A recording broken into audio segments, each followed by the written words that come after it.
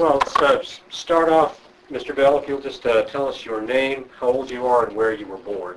Okay, my name is Durwood Anthony Bell. I am 52 years old. I was born and raised in the Warnersville community of Greensboro, North Carolina, on Cedar Street, to be exact. I don't remember the exact address, but I think it was 817 South Cedar Street. Would have been my grandmother's house. My dad at that time was away in the Army at Fort Bragg, North Carolina, as a 82nd Airborne paratrooper. So did you get to see much of him growing up, since he was in the military? In fact, he separated from the Army right after I was born. As a matter of fact, I was born March 12, 1955. My dad ended his service commitment, I think it was the 1st of March, as a matter of fact, before I was born, 1st of March, 1955. But even so, I still didn't see a lot of him as I was growing up because my mother and father separated when I was 4 years old, and he left Greensboro when I was 6 years old, moving to Newark, New Jersey. So your grandmother helped raise you? Yes, my grandmother did help raise us. We certainly depended on her as far as support when it came to food, clothing and things like that. But she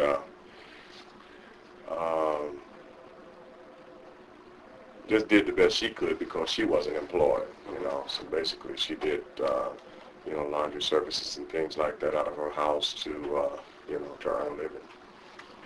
Was there would you say your neighborhood in Warnersville was kind of an extended family as well? Indeed. Helping raise you and the other kids in the neighborhood between neighbors and aunts and uncles?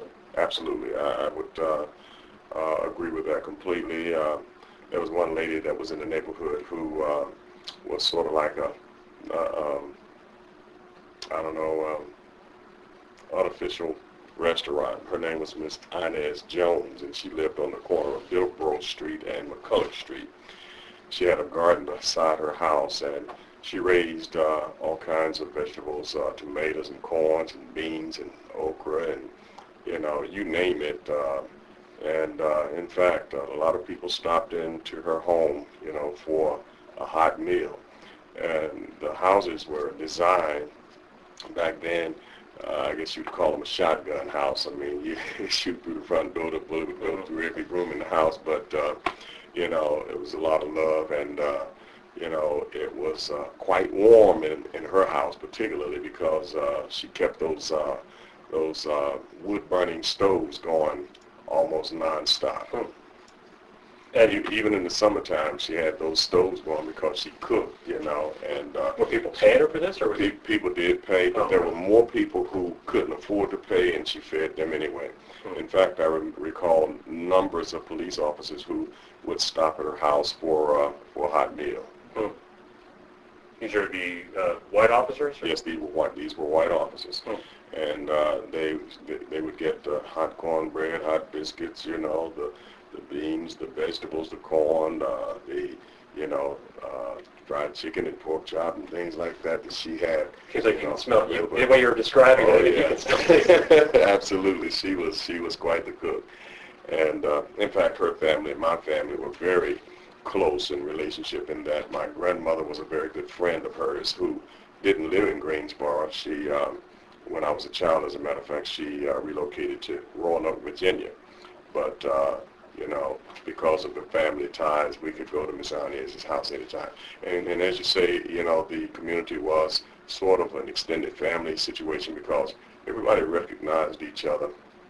I mean, you were walking up and down the street and, or across the school grounds and you would always see somebody and somebody would always see you, and if you were misbehaving, they knew about it and they told you about it, and by the time you got home, your parents already knew. Yeah. Anything else? Any other memories you have about the Warrensville community? The kinds of community institutions that were there, businesses, black churches.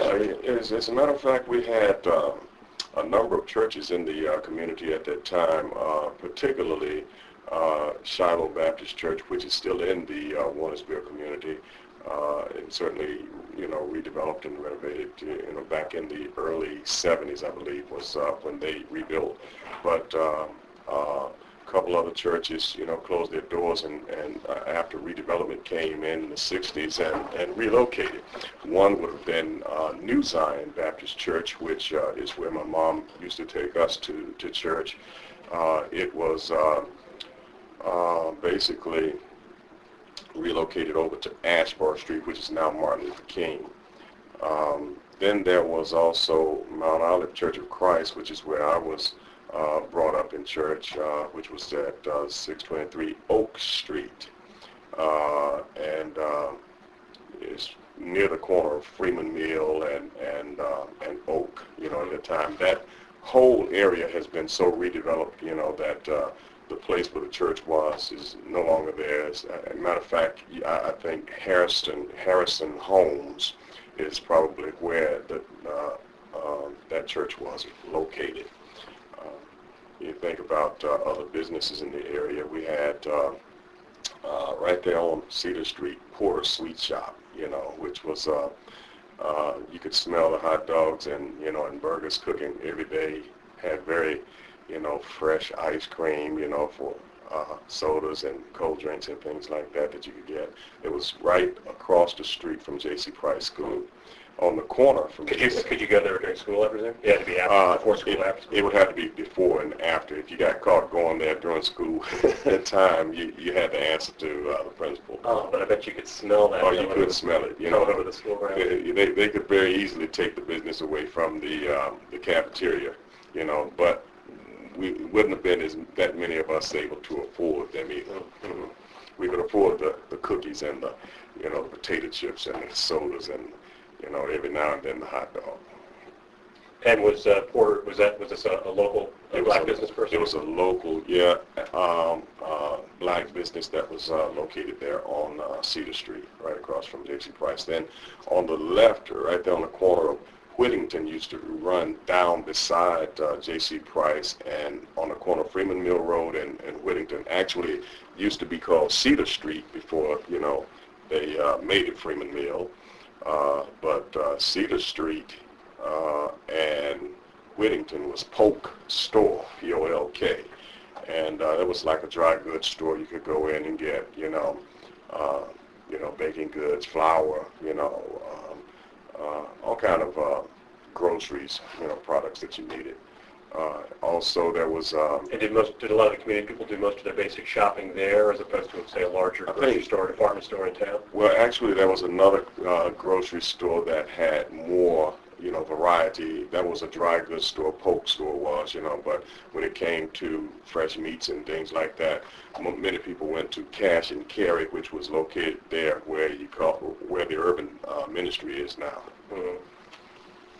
It was Cash and Carry a black business as well? It was a white-owned business. Yeah. There was a lot of black, patrons there, and a lot of employees who worked for them. Though, as a matter of fact, as a teenager, even before a teenager, I can remember 8 and 9 years old, I carried handbills, for Cash and Carry, which we took those around the community and announced their sales and specials and things like that on a daily basis. You make a round and you earned 50 cents, and you come back, get another load of handbills and make a round and you got another 50 cents, There was an Anderson Grill also in the community. That was a black-owned business that was also a sweet shop, that basically sold,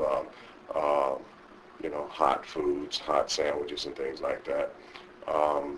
Dave's Supermarket on the corner of Ash and McCulloch Street. Vine's Dry Cleaners, was another business on Ash Street.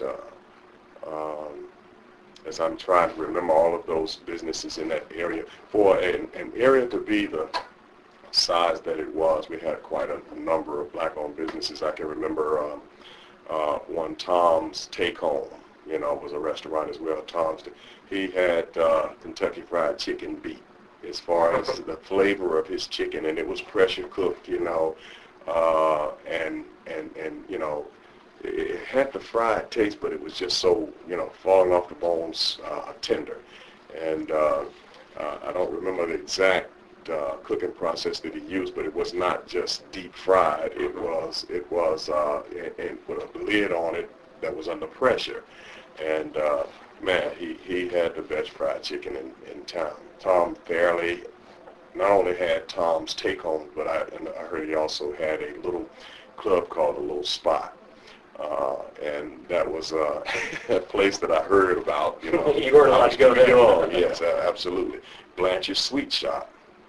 Blanche's was another place where a lot of the folks in town went to get a cold drink and a hot sandwich. And our specialty was hot fried fish sandwiches and hot fried chicken sandwiches. And she owned that business for quite some time. Even after leaving J.C. Price and on to Dudley High School. I think by the time in the 68, 69, when they came through with Hampton Homes, that wiped a lot of the businesses out over there, and then all of the individual homes that you see in the Warnersville community now. And then the urban renewal that continued after that, did that removed a lot of those businesses as well? Absolutely. In particular, when I think of the Big Glass, there on Ash Street was Eccles Pool Hall on Ash Street, was right beside the Big Glass. It was kind of like a little strip. The Home Barbershop, was also where we could get a haircut, which I remember getting my very first haircut there, and they remembered me getting my very first haircut there because I didn't like the clippers, and they reminded me of that. Now, after that first trip, the next time it was all piece of cake, but that I showed out, as they put it. When, I guess two questions. One, were those black business people, these various people running these black businesses, also prominent part of the community, kind of like the black ministers and the teachers at Price were? Yes, absolutely. They were part of the community. Their homes were in the community as well as their businesses. And, you found, a variety, I think, as far as, the level of homes, that were there. You had some people who, were maybe poor and didn't know it, because of the community, environment and the support that everybody got from each other and everything, and then there were others, who had just such magnificent gardens and flowers and things around their homes, that were just absolutely beautiful. And did those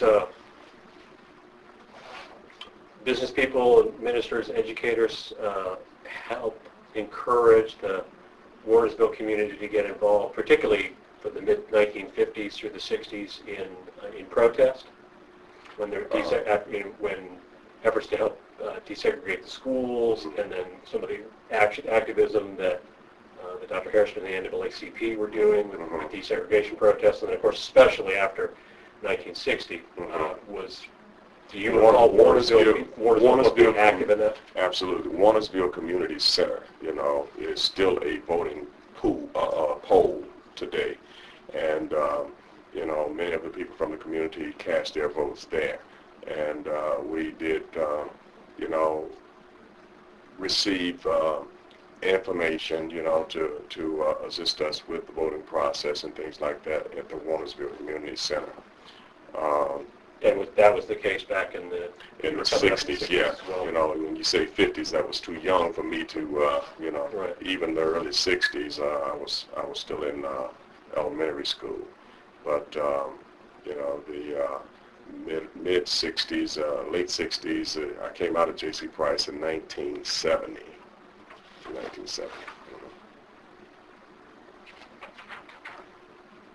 So you graduated from Price in 1970. Yes. And so you would have gone there starting in And third grade, or? yeah, no, I started there in the 5th grade. I finished the 4th grade at David D. Jones, and then at that time we went, J.C. Price went from the 5th through the 9th, so I was there from grade 5 through 9. So you would have been there in 1966 then, 1970? Absolutely. That's right.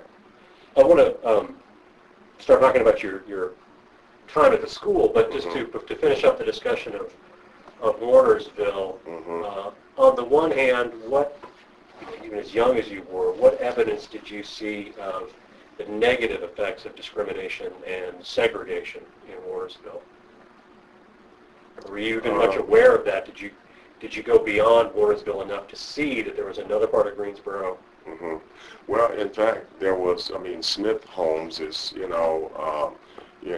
they're on the corner of Freeman Mill Road and Florida Street now, and they were predominantly white, back then, and we were not allowed to, to go there and play. But of course, some of us rambunctious kids, who, rode our bikes, different locations and stuff, would encounter each other every now and then, and we ended up playing baseball with each other and things like that on occasion, but it was probably a lot more the parents, than the children at that level that restricted, the intermingling, But I can't remember that there were boundaries that we didn't, cross. Glenwood community was another. If you went, where Grace Community Chapel is, there used to be old McKeever School. It's right there on the corner of Lee Street and, what is that street that runs down beside it? But Freeman Mill is on one side of it, and it's on the corner of Lee and Freeman Mill. Union Street runs down through there, and we would ride our bikes over in that community every now and then, and a lot of times, we would get accosted. This is the Glenwood community. The Glenwood community, yeah. Accosted by white. Yeah. That certainly. Want to know why were we in their community, and those kinds of things.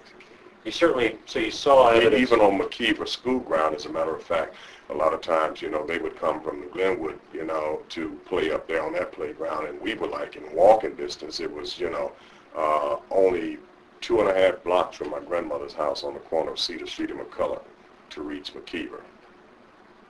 So were you even closer to McKeever than you were to Price? No. Price and McKeever are so close together. You can see the back of McKeever, from the front of J.C. Price. But so you were that close to the McKeever school, but you couldn't play there? Right, could not play there. Especially if it was getting dark, we knew that we needed to be getting home, it was safe enough to walk across the campus, and to move on, down the line, or even play there as long as the white kids didn't, show up. If they showed up, then we knew that we needed to be leaving. On the other hand, that's certainly a sign of the effects of segregation. Did you see evidence of discrimination, inequality in school or in houses or? Well, we came from predominantly black schools from David E. Jones over to J.C. Price, so wouldn't have been as readily identifiable to me at that point in time, because I didn't go to the white schools and experience that they had air conditioning and heating, In our case, we would have to push the windows up, for any airflow. We did have heat with old boiler systems and things like that, but it was not as warm as, as climate control systems are today.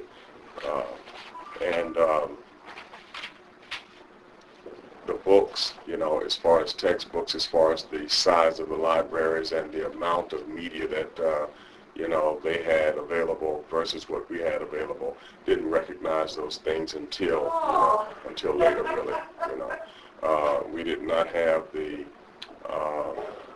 same advantages as far as, those material things. And on the other hand, what, I won't say a positive effect of segregation, but the fact that Lawrenceville was an all-black community by history and by effect by segregation, do you think what effect did that have on the community that in some ways was lost when desegregation happened? In fact, there was a loss, in that, the number of black businesses that were thriving in the community during those days, black customers now, were able to take their business to, the white establishments.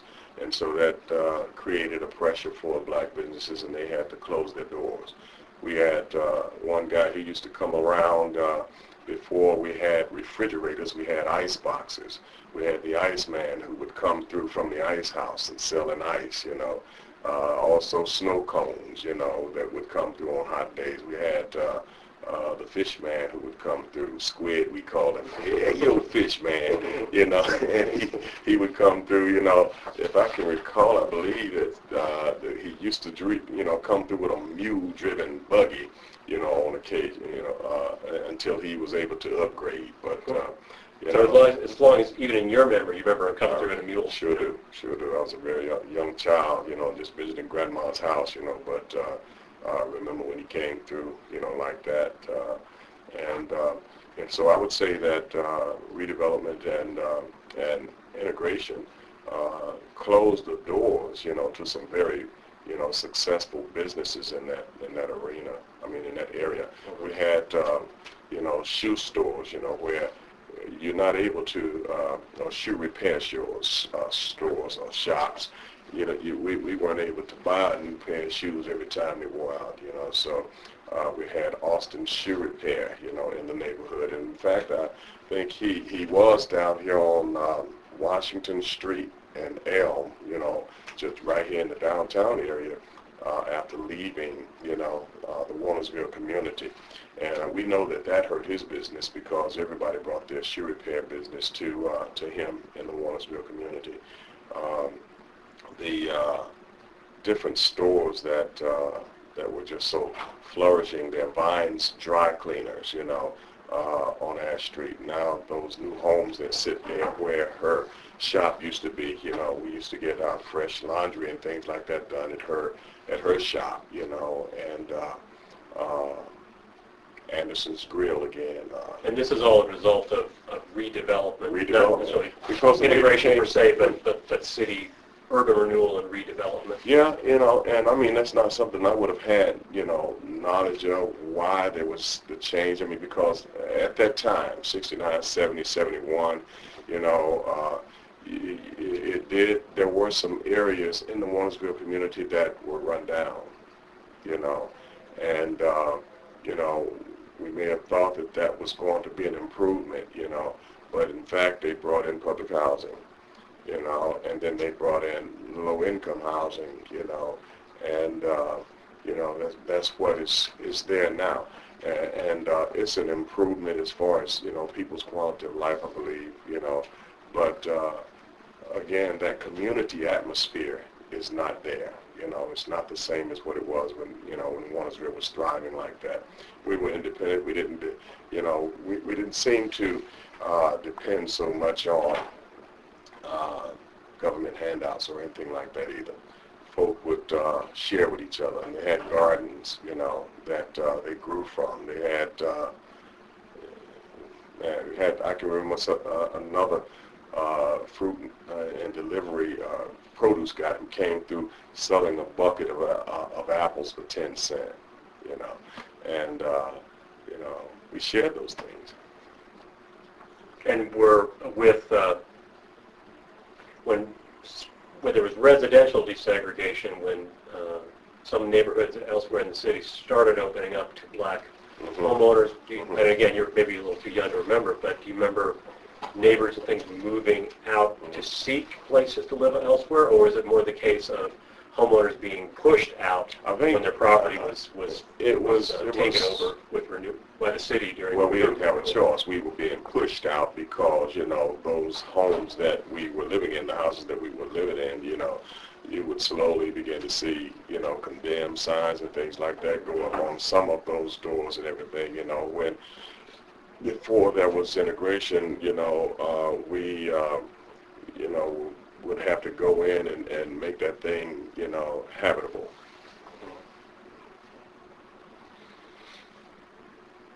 So as they began to, to rezone and, and redevelop, they basically closed out a lot of those streets. And then there were a lot of dirt roads also in the Warrensville community in that day. Like Whittington Street was gravel. Durwood Street was gravel. Nantucket Street was gravel.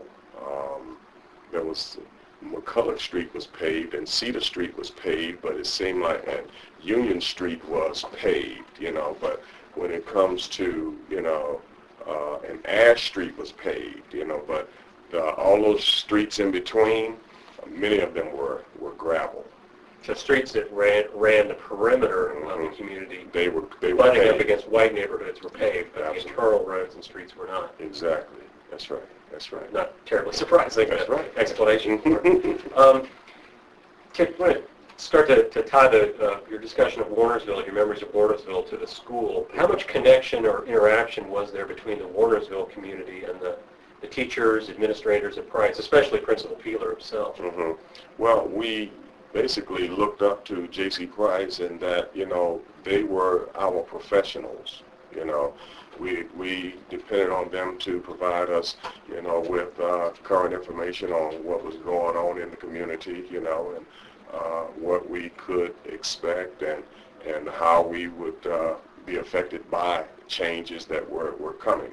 So you're talking not just, what you got taught in the school, but the teachers were leaders. Right, they were leaders in the community, and the doors were always open. In fact, it was nothing to see, parents just come, in and out of the doors of J.C. Price, not disruptively or anything like that, but if a child was out of, behavior, then, the school officials would take care of that situation because we did have corporal punishment then.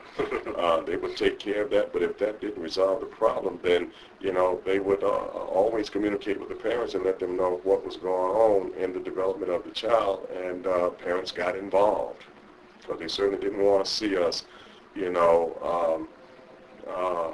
fail in life, by not taking our education seriously.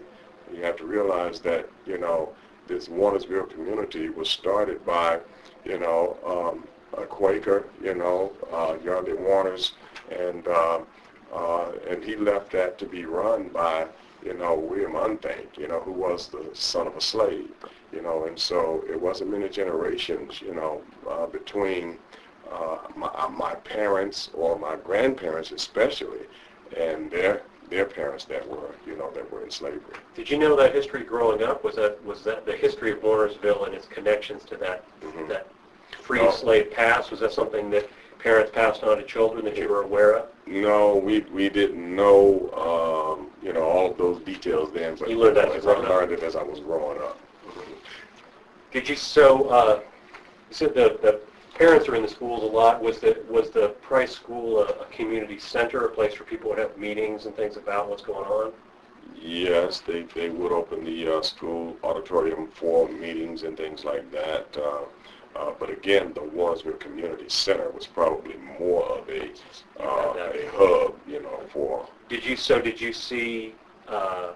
Maybe, well, that's a good thing or a bad thing from a school kid's perspective, but.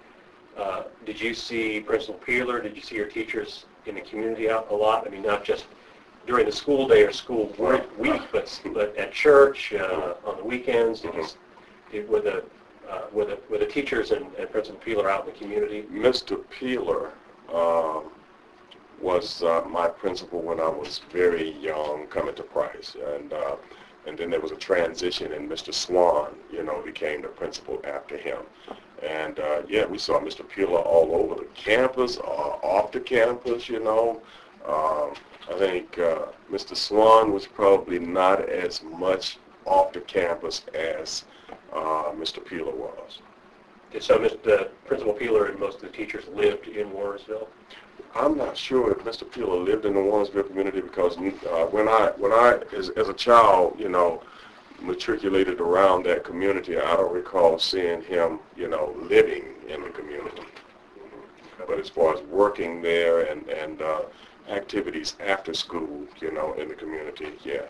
But not living there, and I didn't see him in church, per se. But that may be that he went to a different church. Sure, he didn't live in Warrensville, he yeah. would have gone to his... Right, because I was going to, grandma took me to Mount Olive, and back then the Baptists and the Pentecostals didn't mix, the Pentecostals, they thought the Pentecostals was overzealous, and the Pentecostals thought the Baptists were going to hell. so we didn't mix. What, how would you describe your impressions of Principal Peeler generally? And just what I, knew from seeing him as a very young child, in 5th and 6th grade there at J.C. Price, I would say that he was a very strict, principal. I would say that he was a strong proponent of education. I would say that he was a pioneer in that he, initiated new ideals and new technology to J.C. Price, when we had a radio station there, when, it was a middle school and having a radio station. I mean, We've seen in the papers, in his records, people coming from all over the country to visit and learn more about this innovation and the grants and awards he was getting. Yeah, back in the 40s. So I would say that he certainly was industrious and a visionary in that, he was trying to ensure that we were well informed, and in our community, I believe that we were, And as a 5th and 6th grader, was what kind of figure did he cut coming through the halls? Oh man, he had a name for him, man. His initials is A.H. Peeler, and we used to call him old Applehead. Not even his face, I imagine. Yeah, and they teased him like that because he was just so strict, I mean, they knew that if you got in trouble with Mr. Peeler, you were going to have to, you're going to probably get your pockets dusted, Pockets dusted. Yeah, that means he would bend you over a chair with a paddle and tighten you up if you made trouble. And that continued after he left. Want to continue that train of thought for a bit. So you were there when Principal Peeler retired. Yeah. What do you recall? What at least what students, if not what teachers, were thinking about what the future would bring? I mean, since he had been there for so long, when he's retiring, was there? Because we've read some of the letters that students were writing to him when they heard he was retiring, and lots of emotion and gratitude, and seems a bit of uncertainty about what the future of the school would bring, since such a dominant figure was leaving. Although, of course, Mel Swan was there as an assistant principal, will be taking over. But do you remember what that transition was like? Vaguely, I do remember, the transition when Mrs. Swan came in after Mr. Peeler left and everything, but it were probably the older students, who had more to convey in that, situation than we who were younger, 5th and 6th grade. But there was certainly, I think some anxiety as to what would be expected after he left, because he had done such a great job for J.C. Price. He had made a name for the school. I mean, he was just an awesome individual. How do you recall Mel Swan as a teacher, as a principal? No disrespect, but, Mr. Swan, and I may, not have understood it when I was younger, but he lived in a more affluent community than what we did. And some of us felt like, he didn't really have the empathy or compassion for our socioeconomic, status, as did Mr. Peeler. Because he didn't live. Because he didn't live where we were, we didn't see him as, he was not the same kind of involvement that Mr. Peeler had in the community.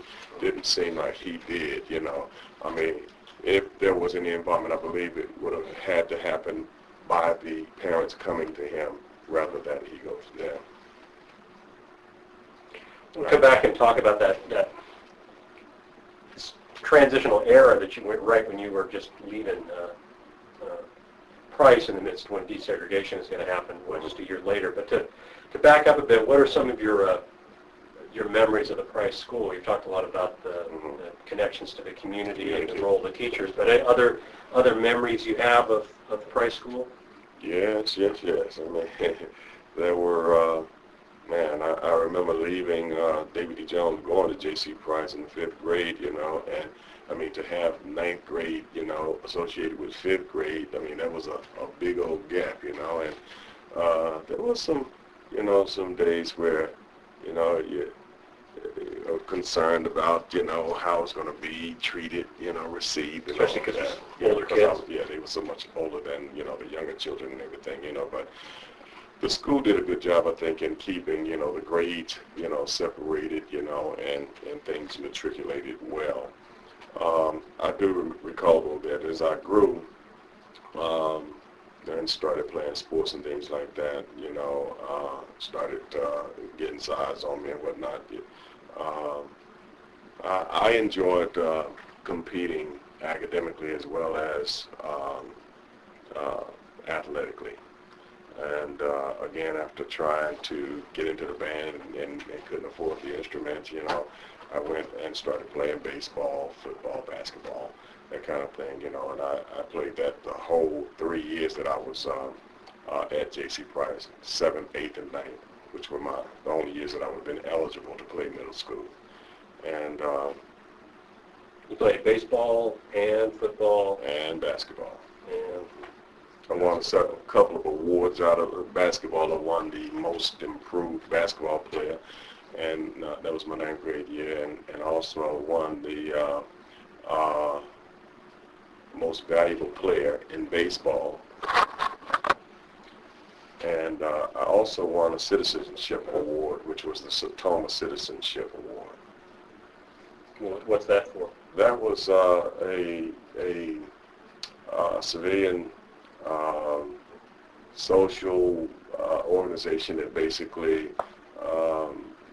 recognized students who achieved academically, but it was kind of like we had another one that equated to it. I believe it was called a Civitan, but the Sertoma, was, I guess, different qualifications.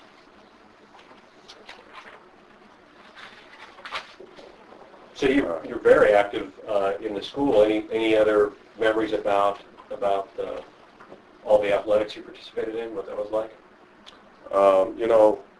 We had a reputation around before we integrated. Now we had a reputation in town, of being a poor school, and we had a bus, that would break down on you every now and then, and we had to push that bus, to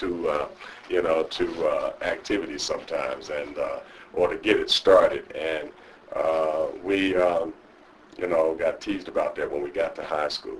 Yeah, and back then, the 3 predominantly black schools in Greensboro was J.C. Price, Gillespie Middle School, Gillespie Junior High, and Lincoln Junior High.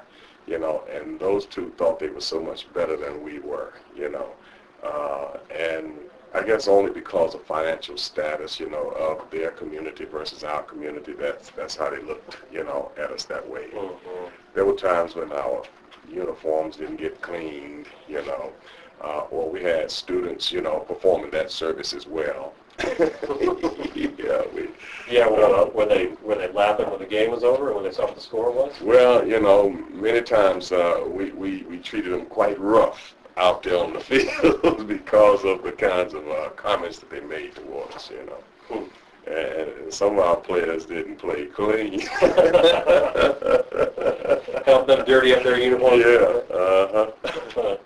But I mean, and when I think about the J.C. Price school grounds, I mean, that was a place where we used to have adult softball games there in the evenings, you know.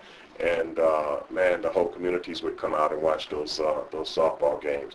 There was no boundaries. There was no fence. My dad, as a matter of fact, used to play before he left North Carolina, and was a very good shortstop, you know. Used to drive the ball to the shade trees, you know, which when you looked at home plate was up on McCulloch Street, right where the annex building is, you know. Adjacent to that annex building was home plate, you know, and Durwood Street was where the shade trees were.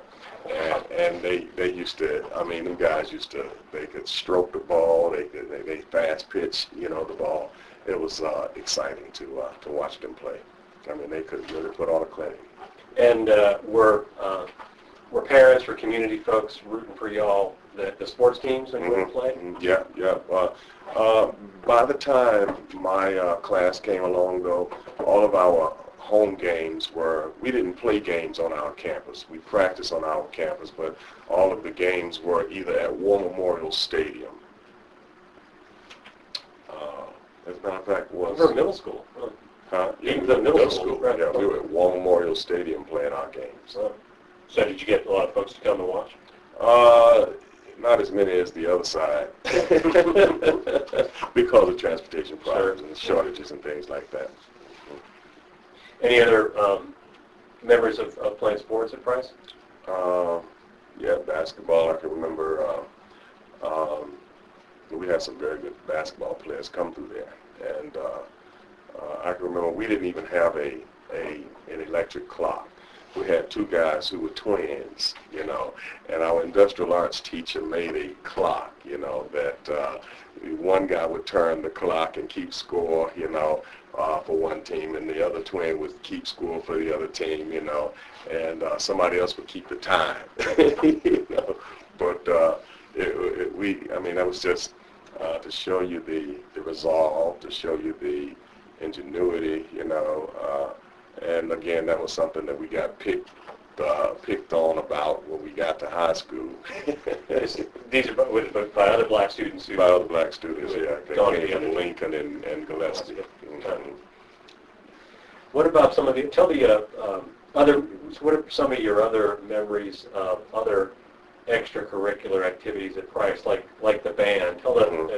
Tell the story about about growing up listening to them. Wow. And wanting to join the band and not being able to. Well, again, as my grandmother lived only 2 doors away from the school, I could hear the band every day practicing, you know, and the drum cadences, you know, I could play those as a child before I was even old enough to, you know, to go, as I was in elementary school, as a matter of fact, and by the time I get to J.C. Price and wanting to join the band, 5th grade, I go to the orientation, and the band director told us what the cost for the instruments were.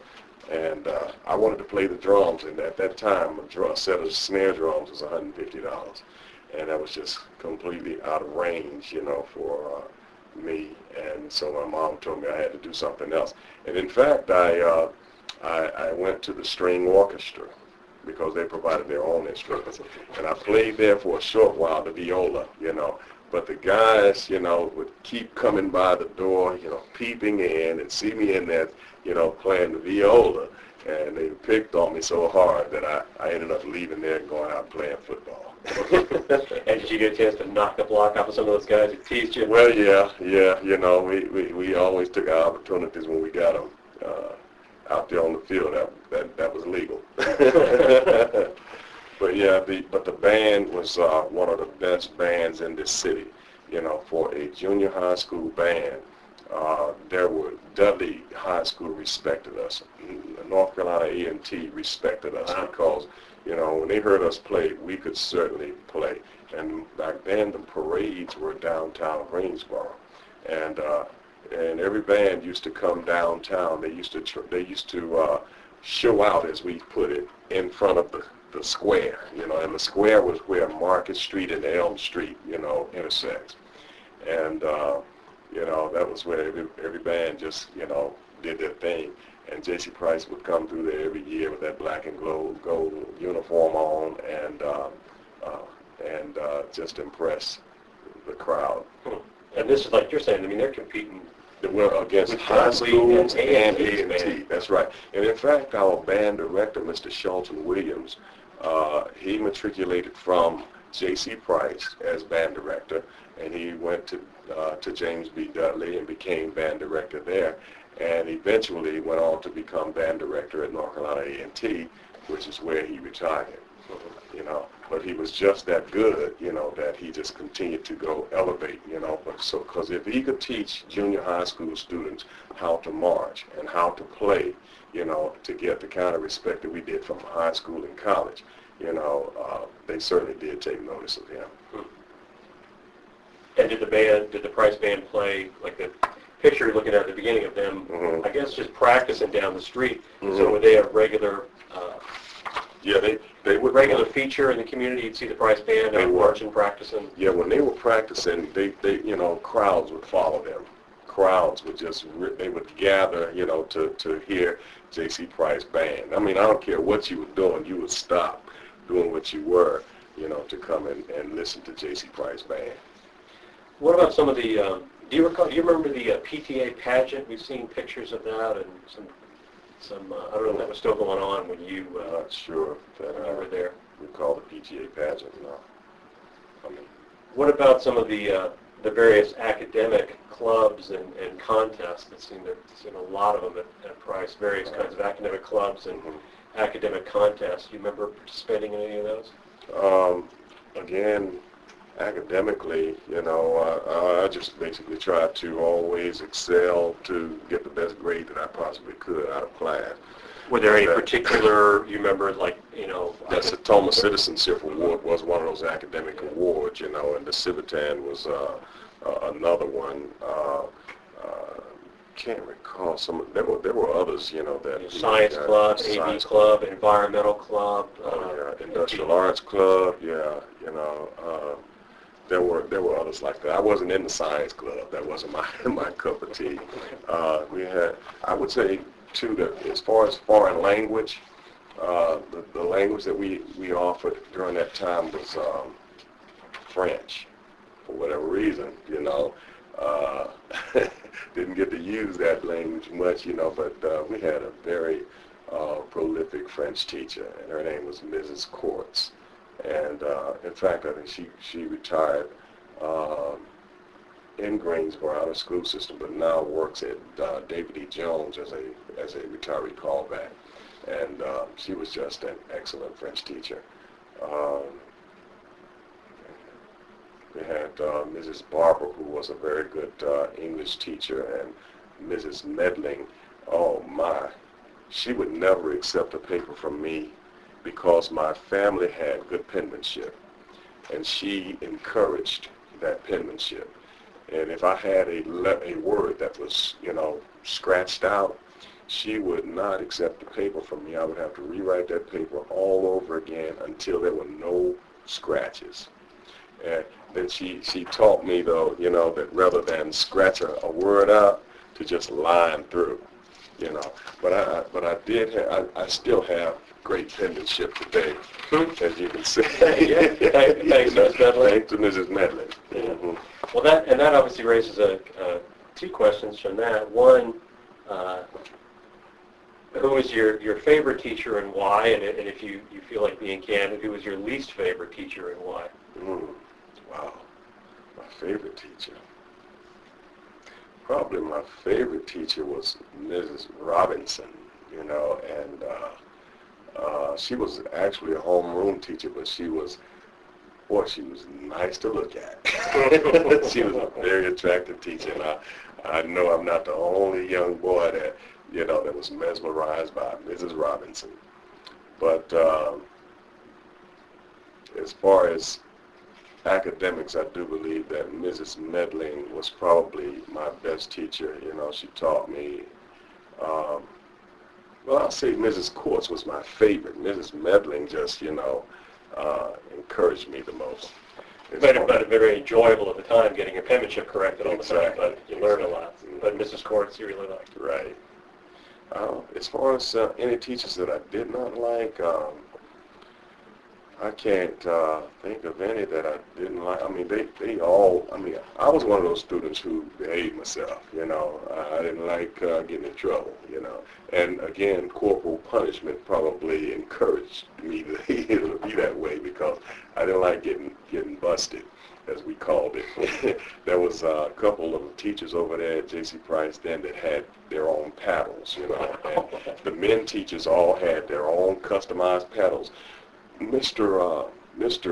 Hill was the industrial arts teacher, and he had this technique he called two and a baby.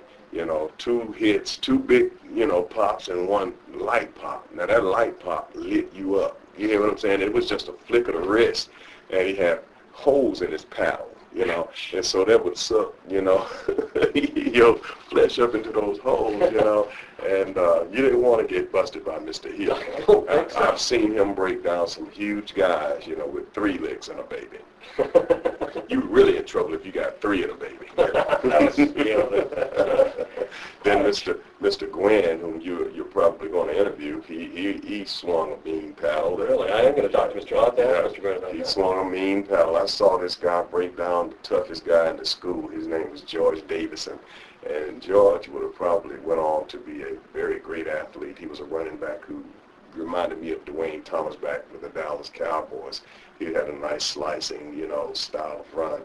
And he just would not, you know, control himself discipline-wise, you know, kept getting into trouble. And I was hiding in the cloakroom. Mr. Gwynn don't know this to this day. I was hiding in the cloakroom when George Davidson, you know, had misbehaved in Miss Robinson's class. And so Miss Robinson got Mr. Gwynn, you know, to paddle George Davidson. So was that not uncommon that female teachers would ask the male teachers to come in and... Oh, they were happy to oblige. Them guys was happy to oblige. Mr. Gwynn, Mr. Hill, Mr. Jordan, Mr. Swan, you know. And Swan, I don't think he did a lot of, you know, paddling because he was an administrator, but he had enough teachers that would jump in. Mr. Goolsby, you know, who was like a truant officer. I don't know what you would call his position today, dropout prevention specialist or something like that, you know. But he too was, now he was a part of the community because he also did insurance, I believe, you know, on the side. But he, and that's how I know that he was all over the community. So Mr. Robinson calls Mr. Gwynn down to take care of George Davidson for acting up. And you're hiding in the closet. I'm hiding in the closet, and he gave that guy 10 licks, man. And I mean, George, you know, he was a bully. He was a straight up bully. And I mean, but by lick number 6, you know, tears was rolling down his face. He wouldn't make a sound, but those tears were rolling because Mr. Gwynn lit him up. You know? Yeah, those were some days.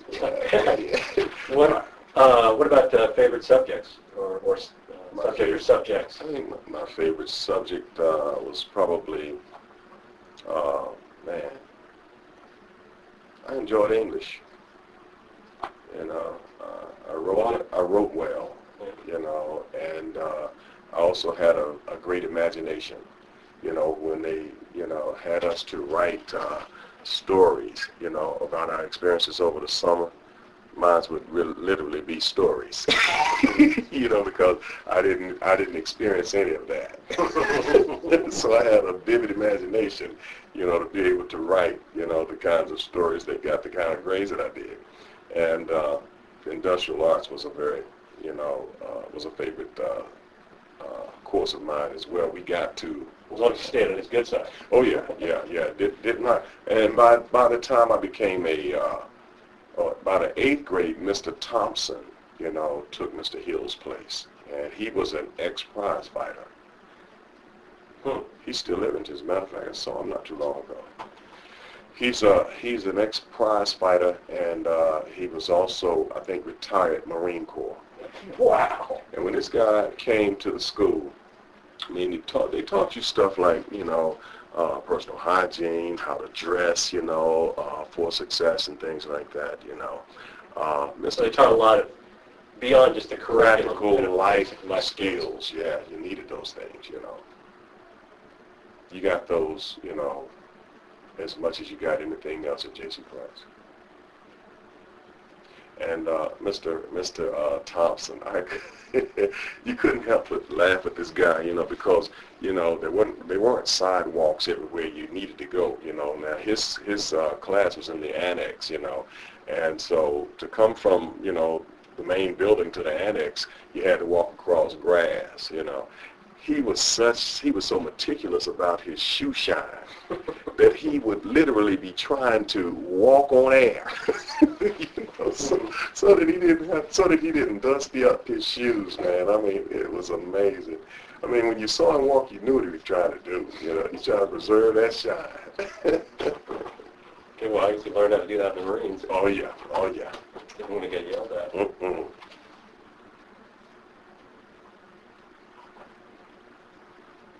So in general, how would you judge the quality of education at Price when you were there? I think, especially looking back on it, you know now. Well, I'll say this, that when we got to Dudley High School, we had students who excelled academically with the best of them, you know. We had, for whatever reason, though, it seemed like athletically our kids dropped off at Dudley. You know, like in the class before me, there was a guy named Prentice Bennett who went on to retire from the United States Air Force, and I also retired Air Force as well. We were both at ROTC when we got to Dudley, and Prentice Bennett was the only one who played ball, you know, from J.C. Price in his class. I came behind him, and I was the only guy to play ball in my class, you know, at Dudley High School.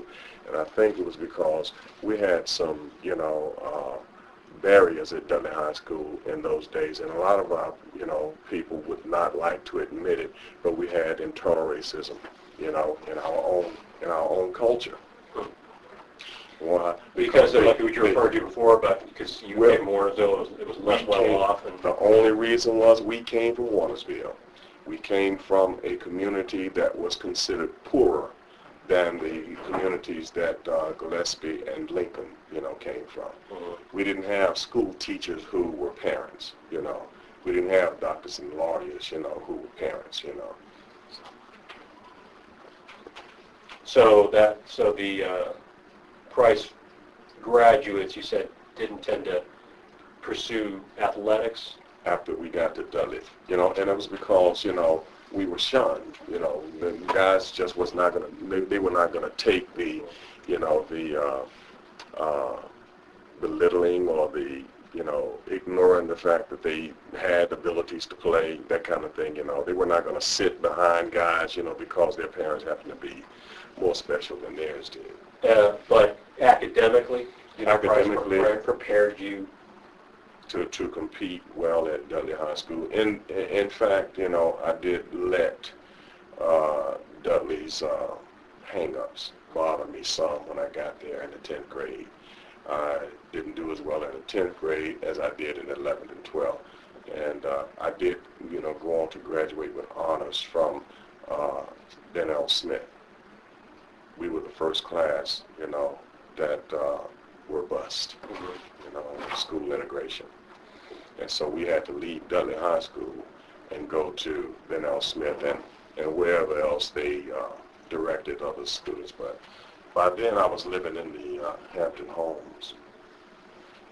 So you'd also moved out of the Warnersville. I was still in the Warnersville community, but the Hampton Homes were built in the Warnersville community, if you understand what I'm saying. Public housing. How did you, and thinking even more broadly, you think, how did your education at Price prepare you for life after that, beyond Dudley? Beyond Dudley, when I got the lessons and things you think that you took from Price, yeah, your experience at Price? I believe that it's the education that I got from J.C. Price that caused me to excel at Ben L. Smith, you know, because when I got there, you know, I could compete, you know, materialistically because, you know, the white students seem to not be so concerned about your, the clothes and things like that. You know what I mean? They wore T-shirts and jeans and things like that, whereas at Dudley, you had to wear leather coats and, Nettleton loafers, and, high-board collars and, starched jeans and stuff like that, to be appreciated, and I couldn't compete alpaca sweaters and stuff like that, I could do that, on a certain scale, but I couldn't do that, every day. So when I got to Smith, man, that was a relief, and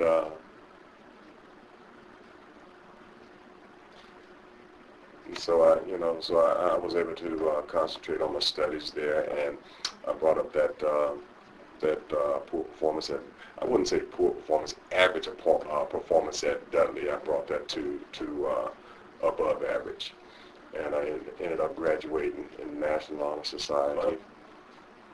And is there anything you think specifically that you brought from that you learned at Price, habits that you took from Price that helped you at Smith and then in college beyond that? I think it was discipline, self-discipline, and self-respect, having a respect for myself and not, wanting to be an embarrassment to, myself or my community, but to exceed excel in spite of the limitations and the hindrances, because it wasn't expected that you would succeed coming from the Warrensville community. And so I had a notion in my mind that drove me to want to prove people wrong based on, I guess my own intestinal fortitude. And you think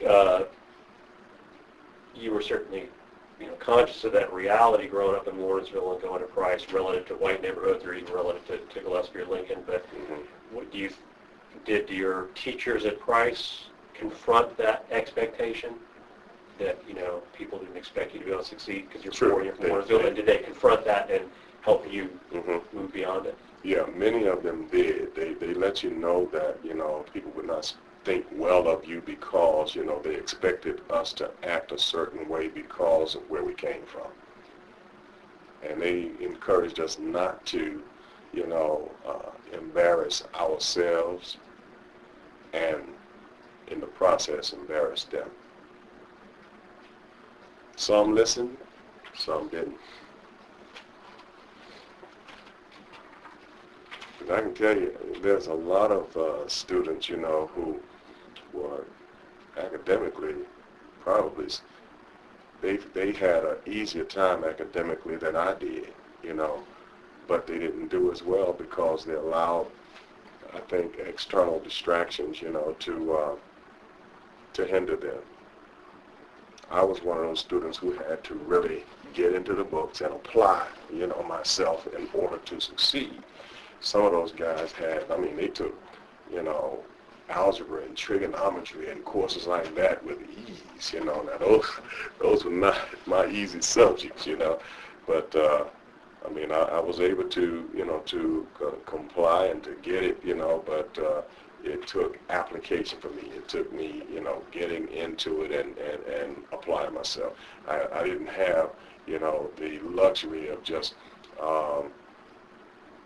having it come easy or going home from school and just play, to all times of night, or whatever, or chase girls and all that kind of stuff. I had to go study. In fact, when I was in high school, I ended up, my stepdad and I didn't get along too well. Beginning to grow, and he asked me to leave. And I was 16 years old. And so I went and stayed with a great aunt who lived right now across the bridge from J.C. Price. But by then I was going to Smith High School. In fact, it was the summer between Smith and Dudley that I had to leave. So you probably felt even more on your own. Yeah, sure did. I was going to school out of district, and I had to rely on friends, for transportation and things like that to get there. And You didn't get bused. well, living with my aunt, the bus didn't come in. Oh, I see. Right. Yeah. To get to where you can get the bus. Were you able to work to support yourself too? Absolutely. I worked jobs, Dr. System, that men today, would love to have. I worked at J.P. Stevens, 48 hours a week, second shift. I worked at Coke Bottling Company, second shift. I worked at Burlington Industries. I can remember that was over the summer. I worked at Gil Barco. I worked, just a number of jobs. Before I left here going into the Air Force, I had a long work record already, and I really, at age 14, put my age up. I told them I was 16 years old. 14 years old, I told them I was 16, and for my size, they believed me, and I guess my maturity level, because I wasn't always in a group, anything like that. I was individual, and I, knew that I needed to work to survive. All right, so my first job was at K&W Restaurant, then I went to Friendly Car Wash, and after that I started going into those factories. And I worked and earned the same paycheck that grown men earn. I'm not talking about, a student or a child laborer. I'm talking about a grown man's paycheck. And then on top of that, I would come home at night after second shift and study by the light of the bathroom.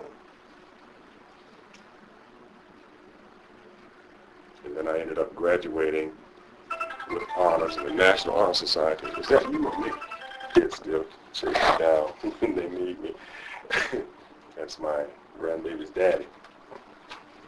But coming home, after second shift was over and working, doing my homework by the light of the bathroom so as not to wake the house, After spending my junior year with my great aunt, not my great aunt, but my dad's aunt, yes, my great aunt, I ended up my senior year with my grandmother, at her house, because my aunt's husband was, kind of nervous and shell-shocked in World War II, and he just had some mental problems and stuff, that I just tended to make him nervous, and doing absolutely nothing but making him nervous, so anyway, and in fact I think she made him nervous too. But anyway, stayed my senior year with my grandmother, and that meant I was staying with my cousins as well. And two of us were the same age and came out of Price together. And he went to Page while I was at Smith, And I was playing football. By then I had given up basketball and baseball because I was so into work. But I continued to play football.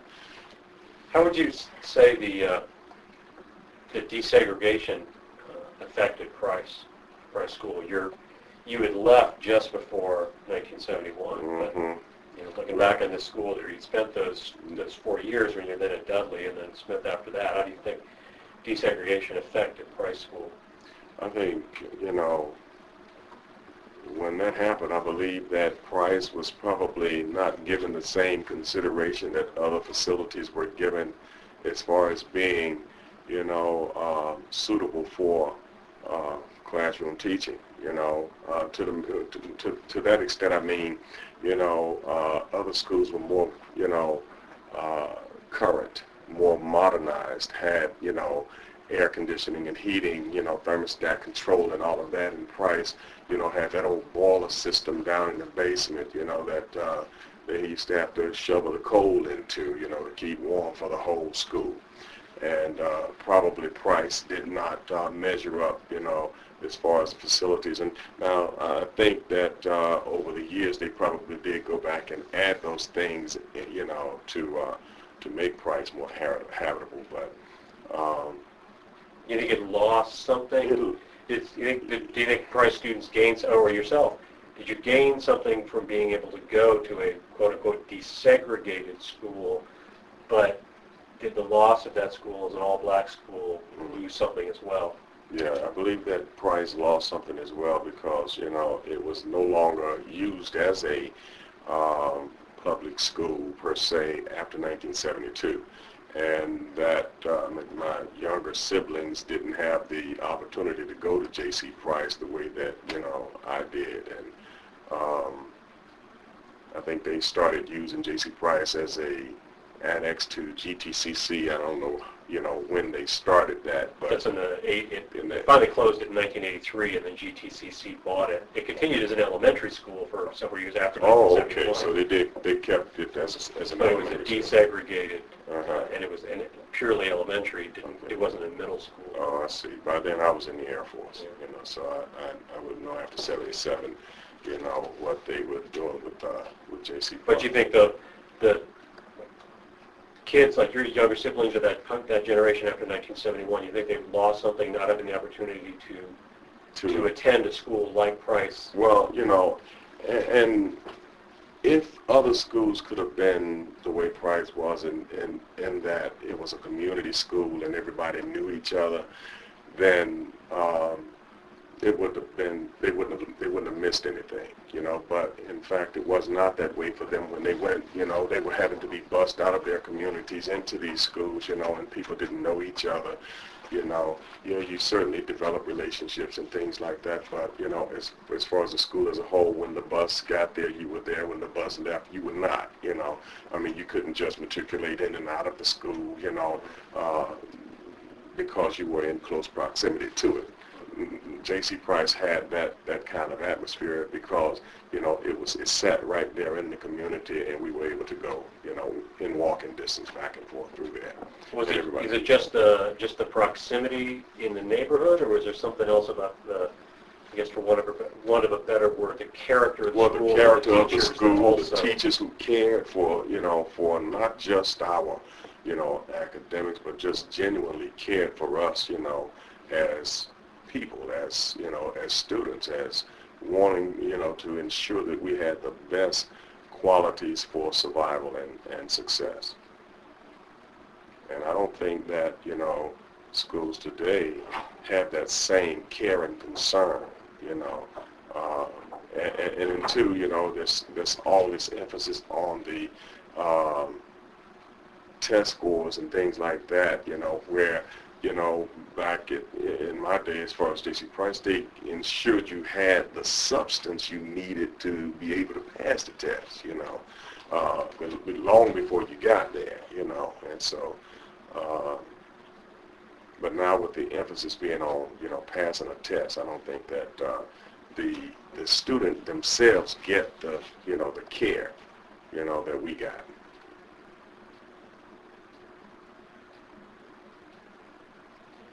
So what, I guess as a final question, what would you like to see, how would you like to see Price School commemorated in the community today generally, and what do you think ought to happen to the property itself?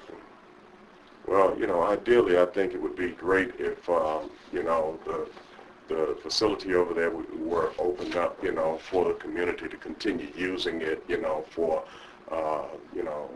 different community activities or basic skills, or literacy training, economic empowerment, things that would, enhance the quality of life of the people who live in that community, and maybe not just, that community, but, it certainly does seem wasteful to me that you've got a facility over there that has an auditorium, that has all those classrooms, and they're going to be, wiped out. They're going to be,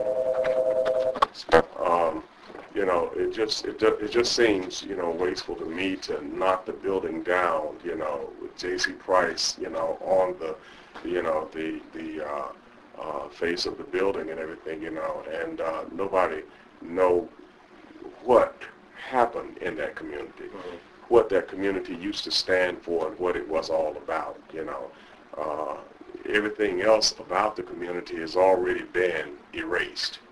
So it's not just the loss of the school, but the fact that it seems in some ways kind of the last vestige of this larger That community. whole Warnersville community.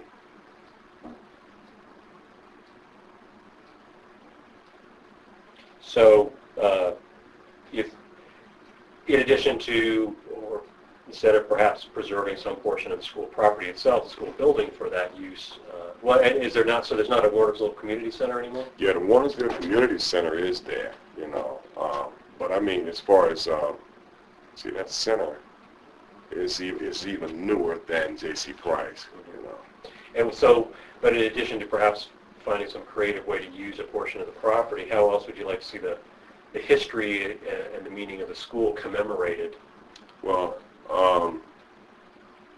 if in fact, and I'm not sure, is it a done deal as far as, the sports complex being installed there and the school being torn down? Not yet. I mean, I guess the the planning commission approval of it, but right. Whether, well, I mean, if it had to come to that, I mean, that the school was torn down, I think that it would be appropriate that the complex be named J.C. Price. Not Greensboro College, but J.C. Price at Greensboro College, whatever you want, however you want to do that. But, he was a great man, who went on to become, even the first president of one of the colleges down in Salisbury. Livingstone, yeah. would you rather be called J.C. Price or Peeler? You'd rather be named for the school, Yeah, I think J.C. Price. Mm-hmm. I think and J.C. Price. What else? They got Peeler. They got Peeler Community Center. In Greensboro, but that would be it for J.C. Price. Nothing else, yeah. And anything? How else do you think the memory of the school could be kept alive and preserved? The only other way that I would know, would be that, again, they start some type programs, utilizing the facilities as they exist, anything that would, assist people in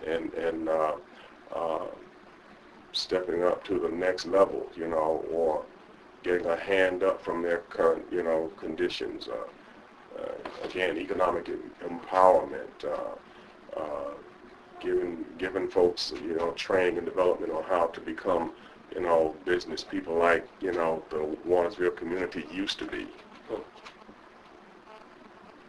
Teaching them what it takes, to become self-employed. Folks that don't have, the education, that you and I have, be given the opportunity to, when you got GTCC, available for people who have the resources to, to get that education and to get to those campuses and everything, but I'm just saying as far as the immediate community is concerned.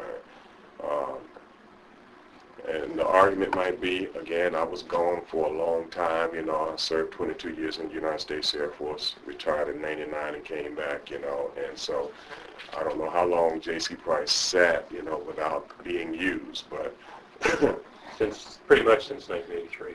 83. Well, GTCC was there, it's still operational when I got back here. No, that sounds right. That's right. The GTCC purchased it in '83 and used it as an annex campus. Uh-huh. And I believe they sold it to Greensboro College in 2001 or something like that. Yeah. Well, I mean, the price that Greensboro College got that property for, it's amazing. It's amazing. I mean, that's all. Actually, you may as well call it a gift. It was not, a viable or real purchase, because the real estate value of that property is more than what they paid for it.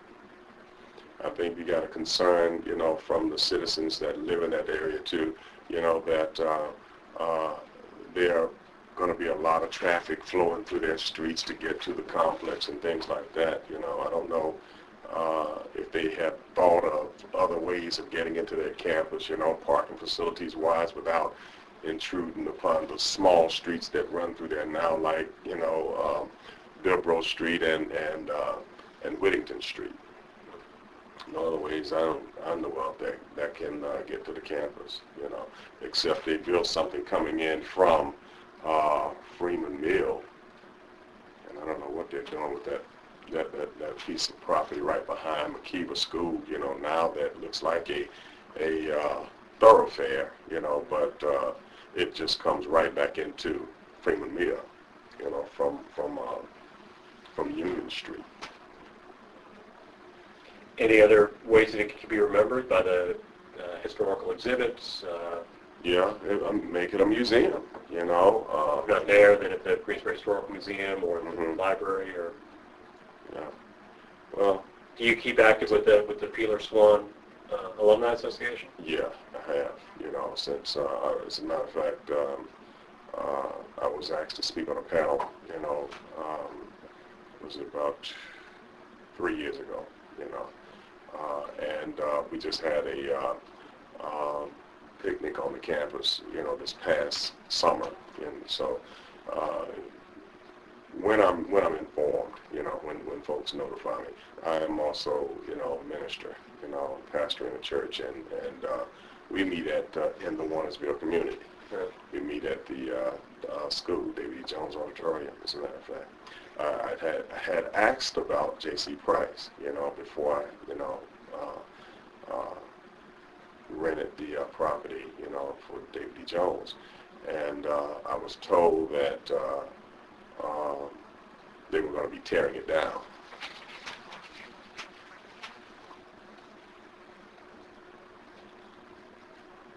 And I guess the final question, what is it, I find it surprising to me, I found it surprising to learn that there, a middle school had an active alumni association. Mm-hmm. Maybe you would think of that with college, or even high school. What is that? College. What do you think that tells you about the power that J.C. Price had, that people, y'all who went there as grade schoolers or middle schoolers, still keep in touch with each other and still want to keep the memory of the school alive?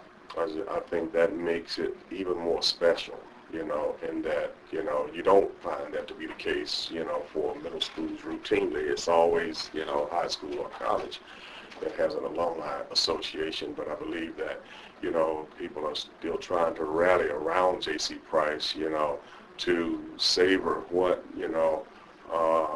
what is left, what we can out of it, and to maintain the connection with each other, because that is, that school did bring us together. Mm-hmm. And as you say, that as the Warnersville community is kind of disintegrated in many ways, that connection. Mm-hmm. People over there now don't know each other, the way that we did. Even the ball fields at Warnersville didn't have the activity that the ball field did at J.C. Price. With those old shotgun houses around and everything, and folks, sitting on their porches watching games, or, coming down to the field, and we didn't even have bleachers. We sit around the, the hilltop, and watch the games go on, and kids just, running, scurrying about, having fun with each other and everything, and somebody selling something cold, somebody selling something hot, it was just a fantastic community activity.